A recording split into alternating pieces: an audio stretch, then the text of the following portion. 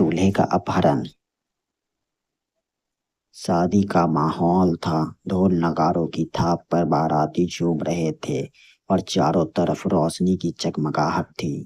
Banquet hall के gate पर फूलों की सुंदर सजावट थी और हर चेहरे पर खुशी की लहर थी।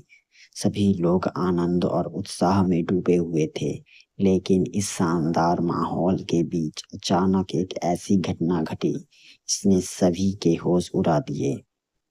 दूल्हा रोहन अपनी शेरवानी में सज धज कर घोड़ी चढ़ने की तैयारी कर रहा था। उसकी गाड़ी पर बारातियों की भीड़ लगी थी।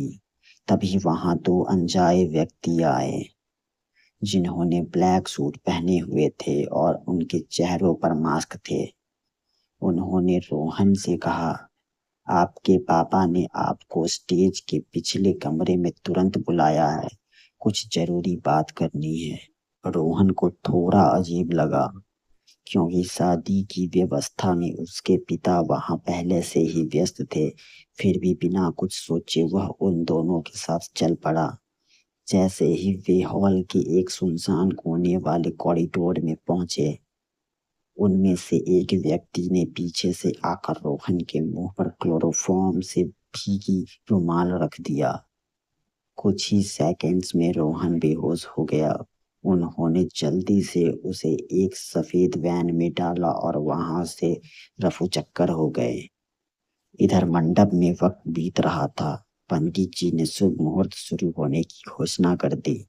दूल्हे को बुलाएं, मुहूर्त निकला जा रहा है, पंडित जी ने कहा।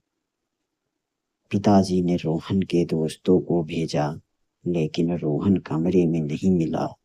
जब पूरे हॉल और पार्किंग एरिया में तलाश की गई तो पता चला कि दूल्हा गायब है। दुल्हन की तरफ वाले गुस्से से लाल हो गए और लड़के वाले परेशानी में पसीने पसीने हो गए। दुल्हन के पिता ने पुलिस को फोन करने की धमकी दे दी।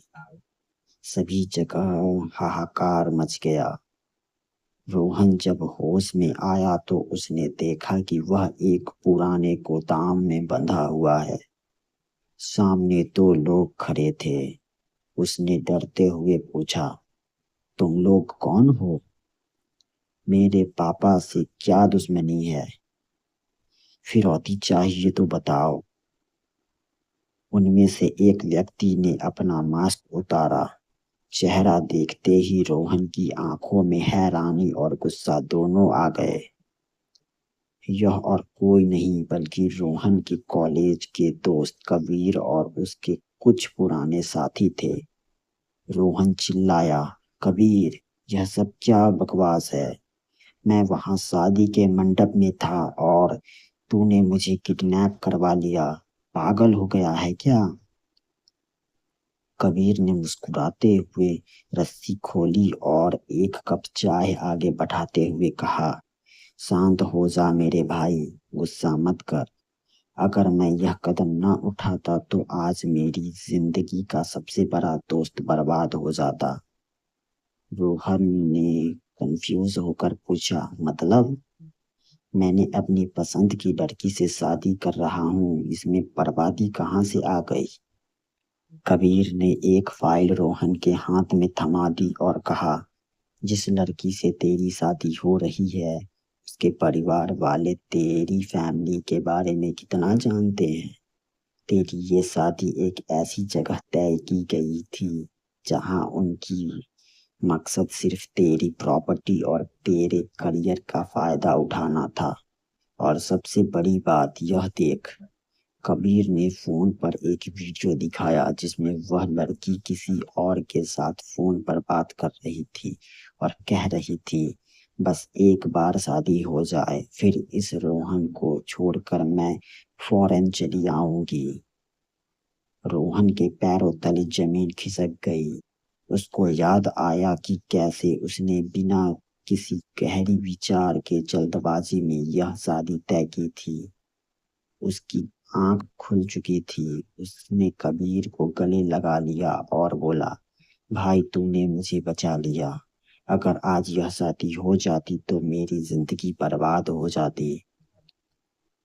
अब सबसे बड़ी समस्या यह थी कि बाराती और दुल्हन के परिवार को क्या बताया जाए।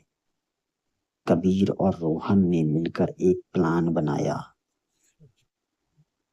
रोहन ने तुरंत पुलिस को फोन किया और एक एनोनिमस टिप दी कि उस गोदाम में उसे जबरदस्ती बांधा गया था। पुलिस वहां पहुंची और रोहन को छुड़ाकर वहां से निकाली। जब रोहन वापस हॉल में पहुंचा तो वहां हंगामा मचा हुआ था। दुल्हन वाले गुस्से में थे। रोहन ने माइक पकड़ा और बिना डरे सबके सामने सच्चाई बयां कर दी और फोन की रिकॉर्डिंग सबके सामने रख दी। दुल्हन और उसके परिवार की सच्चाई सबके सामने आते ही वहां सन्नाटा छा गया। दुल्हन का परिवार शर्मिंदा होकर वहां से चला गया। सभी बाराती और रोहन के माता पिता ने कबीर की समझदारी की तारीफ की। हालांकि साड़ी टूट गई थी, लेकिन रोहन एक बड़ी मुसीबत से बच गया था। और इस तरह एक अनोखे किडनैपिंग ड्रामे ने रोहन की जिंदगी को एक नए और सही रास्ते पर ला खड़ा किया। Thanks for watching.